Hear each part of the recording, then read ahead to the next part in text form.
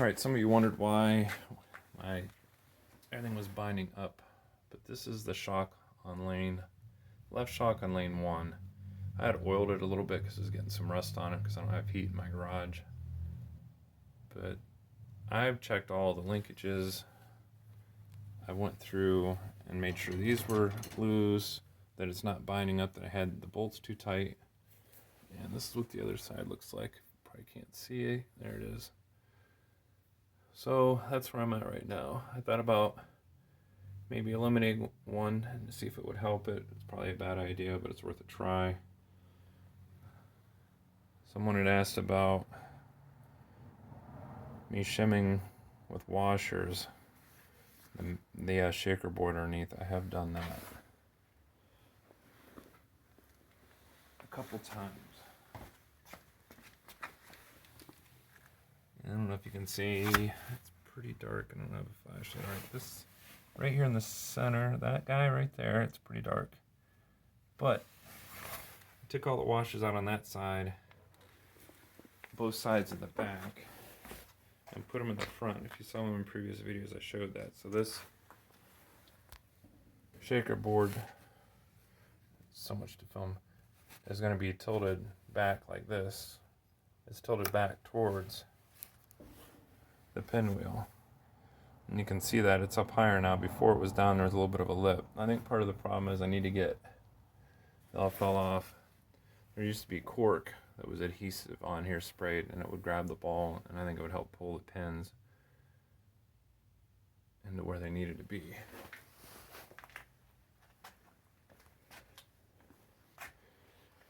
Yeah, I'm not too happy about it. It is getting a little bit of rust on it from setting.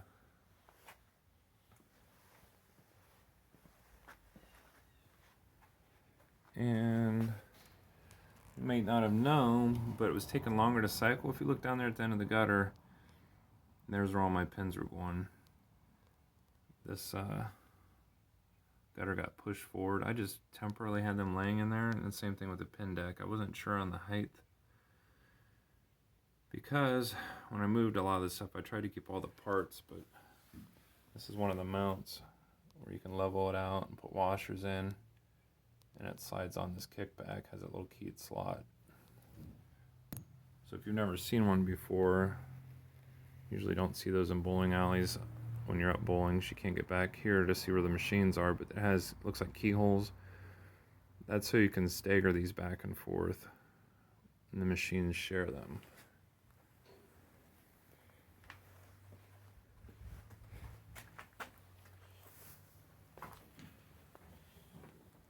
It's kind of a bad example because you have the ball return in between two machines, but if this was 3 and 4, they would share this individual pier. The other machine would be here and it would be facing, so they interlock. They just offset. And then I took the pan out and put PVC down temporarily to bring the ball back because I do not have the power cord to the ball accelerator. That's a device that goes on top of this. And I'll get you a picture of that, or shoot a video of it.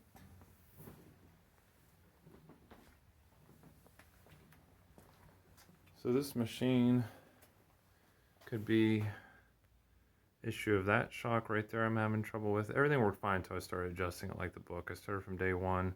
I mean, the machine was off, but the sweep used to drop normal until I started adjusting that shock. So the shock's probably shot, but this is the pan that I took out. So this kind of raises up towards the front and slopes in the back. So when the ball comes out through here and hits that gate, I gotta pull it to the lane 1 because the ramp's a little bit shorter on lane 2, so the ball would come out a little bit easier. But lane 1 really throws the ball up to where it needs to be.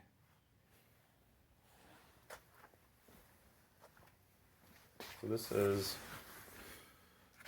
if you can see it, this is the ball accelerator. There's a big belt underneath there, and that thing's heavy. That belt grabs all that ball and throws it. Launches it back up to you for a much speedier ball return. So you're not waiting for your ball as long, but there were some questions as to how, or I shouldn't say comments, not questions, about before when I first started using these machines, the pin decks were up higher. So I'm talking about the pin deck that the pin set on. I had more spacers underneath that and I had them secured, but then I was getting comments that the machine was actually coming down and hitting the pin deck. So I didn't want that. So I took my spacers out, and now I'm getting comments. I'll have to look in the book saying that I have it just a little too low, that the pins are wobbling. They wobbled whether the machine hit the deck or not. I mean, it wasn't slamming onto the pin deck, it was just coming down and hitting it, or resting on it. And same thing on this side. I got to go through and fix that, secure these down once I figure out where they need to be exactly. I was just kind of setting things in rather than permanently installing stuff and then having to move it a bunch of times to get it just right. I think it's easier to move the pin decks up and down rather than trying to adjust the machine height. I hear a kitty. Oh, there's Elsa. What are you doing? Huh? Anyhow, and when I was taking these off, I never knew this. These kind of pop off. They're just lipped on here. And when I was putting this away the other day, I bumped that. I want to take a heat gun and peel these off and put lane 1 and 2.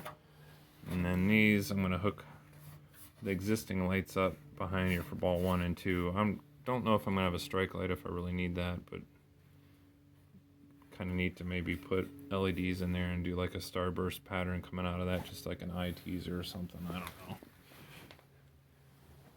I don't have no guts for that. It's a blank, just holes cut out, so I can utilize those without making bigger holes. But the detector rod, what I'm going to probably end up doing is, a lot of you, I've showed you before, it's just, these machines are so hard to film, and I try to do it during the daytime. Detector rod is that device right, is right where my finger's pointing to, right above that pin. That's a detector rod. I need to adjust that all the way up again. The only thing it'll do differently now is it'll detect all the pins and all the spots, because I was having issues where it wouldn't detect number 6 or 5 and just would say there's nothing there and sweep it out. But we're gonna get all that fixed.